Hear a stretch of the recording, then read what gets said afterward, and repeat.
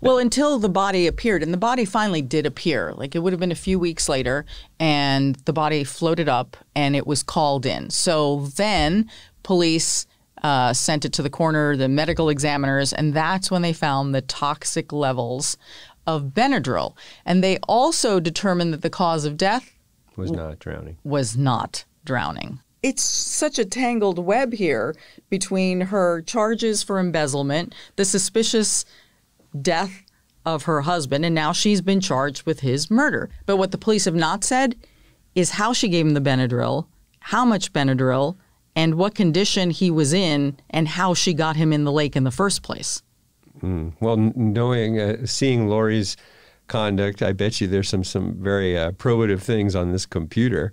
I mean, who knows what her if you looked at her search history, what would be found with regard to trying to understand what would be a surreptitious way of potentially poisoning someone, and which in potentially could be seen as legitimate due to some kind of illness. So do you think that that's the reason she didn't want to give over the computer, that it was going to reveal something about her husband's death rather than the charges that she was facing right then on embezzlement? I mean, you can't. All I can say is there's an inference. And the inference where if she says, she's trying to justify her failure to disclose her computer. And we all know that the computer is a treasure trove of potentially incriminating evidence. And then she tries to use her failure to give the computer as a further justification of her grieving for her husband by saying, trying to show some genuine concern about Larry and his memory.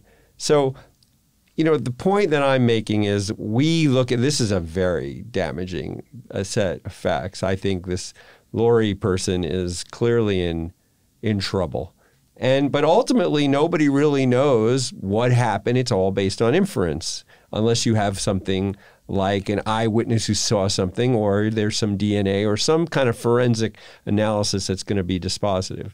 But right here, I mean, with regard to a prosecution case for murder, it looks pretty strong, regardless of whether we're able to actually understand the sequence of events that led to Larry's death. So I would be very eager, probably, if I was Lori's attorney, to try to engage in some serious plea bargaining in order to try some kind of mitigation, because this does not look like a case that will be very successful at trial from the limited facts that we know.